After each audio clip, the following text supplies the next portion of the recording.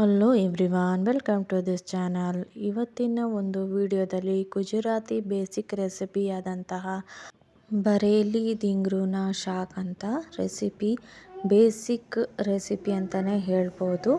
ಅದನ್ನು ಟ್ರೈ ಮಾಡೋಣ ಅಂತ ಹೇಳ್ಬಿಟ್ಟು ನಾನು ಮಾಡ್ತಾ ಇದ್ದೇನೆ. ನನಗೆ ತುಂಬಾ ಇಷ್ಟ ಆಗಿತ್ತು, ಒಳ್ಳೆ ಟೇಸ್ಟಿಯಾಗಿ ಬಂದಿದೆ.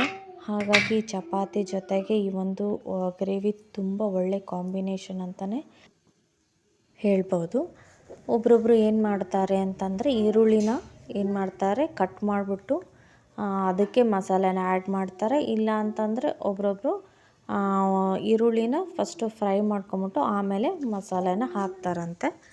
ನಾನು ಇವತ್ತು ಏನು ಮಾಡಿದ್ದೀನಿ ಅಂತಂದರೆ ಮಸಾಲೆ ಸಪ್ರೇಟು ಹಾಗೆಯೇ ಈರುಳ್ಳಿನ ಸಪ್ರೇಟು ಫ್ರೈ ಮಾಡಿಕೊಂಡು ಮಾಡ್ತಾಯಿದ್ದೀನಿ. ಇದು ನನ್ನ ಫ್ರೆಂಡು ಸಜೆಸ್ಟ್ ಮಾಡಿರೋದು. ಇದು ತುಂಬ ಒಳ್ಳೆ ಕಾಂಬಿನೇಷನ್ನು, ರೆಸಿಪಿ ಕೂಡ ಮಾಡಲಿಕ್ಕೆ ಈಸಿ ಇದೆ, ಮಾಡು ಅಂತ ಹೇಳ್ಬಿಟ್ಟು ಹೇಳಿದರು. ಹಾಗಾಗಿ ನಾನು ಟ್ರೈ ಮಾಡ್ತಾಯಿದ್ದೀನಿ.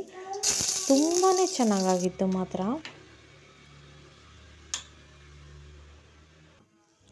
ಮಸಾಲೆನ ರುಬ್ಕೊಂಬಿಟ್ಟು ಒಂದು ಕಡೆಗೆ ಇಟ್ಕೊಂಡಿದ್ದೀನಿ. ಹಾಗೆಯೇ ಈರುಳ್ಳಿ ಇರುತ್ತಲ್ಲ, ದೊಡ್ಡ ಈರುಳ್ಳಿ ತೊಗೊಂಡ್ಬಿಟ್ಟು ಅದನ್ನು ಅರ್ಧ ಭಾಗ ಕಟ್ ಮಾಡಿ ಇಟ್ಕೊಂಡಿದ್ದೀನಿ. ಬೇಕು ಅಂತಂದರೆ ಗ್ರೇವಿಗೆ ಚೆನ್ನಾಗಾಗುತ್ತೆ ಅಂತ ಮೇಲೆ 2 ಲೇಯರ್ನ ನೀವು ತೆಗೆದಿಟ್ಕೊಂಡು ಆಮೇಲೆ ಹಾಕ್ಬೋದು. ನಾನೇನು ಆ ಥರ ಮಾಡಿಲ್ಲ. ನಾನು ನೀಟಾಗಿ 2 ಭಾಗನ ಮಾಡಿಬಿಟ್ಟು ಅದನ್ನು ನೀಟಾಗಿ ಚೆನ್ನಾಗಿ ಇದು ಏನಂತಂದರೆ ಆಯಿಲ್ ಹಾಕ್ಬಿಟ್ಟು ಬೇಯಿಸಿಟ್ಕೊಂಡಿದ್ದೀನಿ. ಆನಂತರ ಗ್ರೇವಿನ ಮಿಕ್ಸ್ ಮಾಡಿದ್ದೀನಿ.